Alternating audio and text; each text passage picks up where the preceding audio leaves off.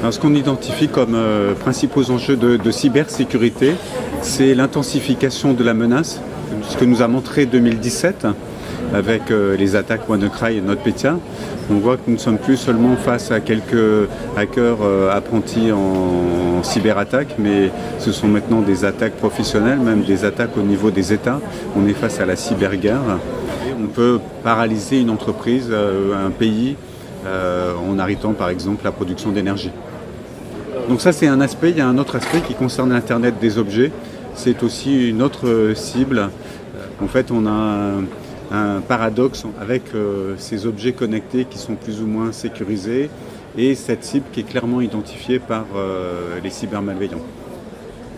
Alors en fait, le cloud computing, c'est un environnement qui est complexe parce qu'en fait, il n'y a pas un seul cloud, il y a une multiplicité de clouds. Et c'est en ce sens qu'au Occlusif, on a trouvé important d'avoir un groupe de travail spécifique sur la sécurité dans le cloud. Donc déjà, tout d'abord, pour identifier, cartographier les différents types de cloud possibles.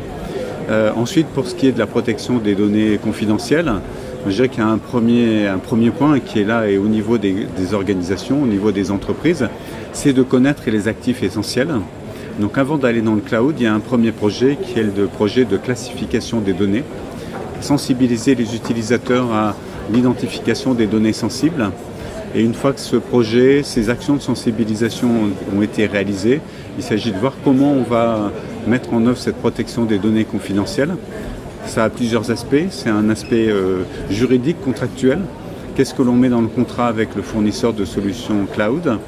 Et puis chaque offre est unique. Chaque offre cloud offre des modules de sécurité. Donc il s'agit de comprendre les offres complexes des fournisseurs pour voir quelles sont les briques de sécurité à mettre pour avoir du chiffrement ou du contrôle d'accès à ces données sensibles.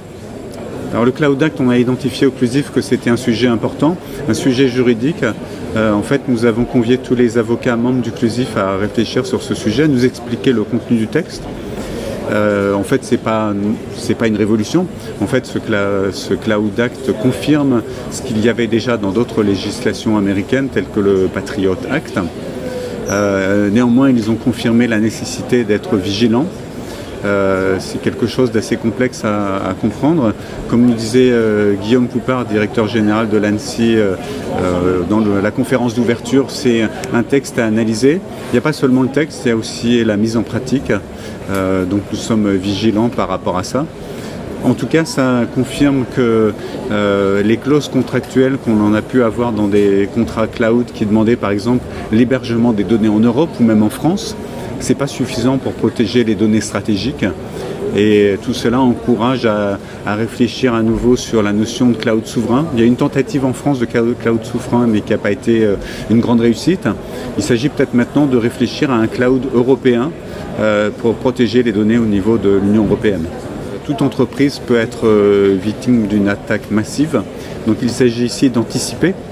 Anticiper, ça passe par des analyses de risque. C'est en ce sens que nous travaillons dans l'espace risque et méthode en partenariat avec le club EBIOS et avec l'ANSSI. Et l'ANSSI annonce aujourd'hui EBIOS Risk Manager. Nous sommes partenaires de cette nouvelle définition d'EBIOS.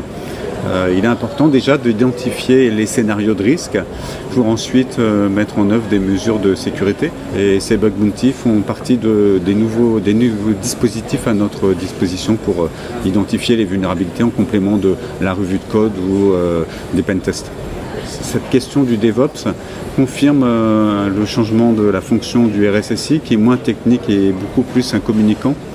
DevOps, développement agile, ça nous amène à un nouveau vocabulaire. De la même manière, il s'agit de changer, d'adapter le vocabulaire des RSSI sur ce développement agile qui va nous apporter des livraisons tous les 15 jours.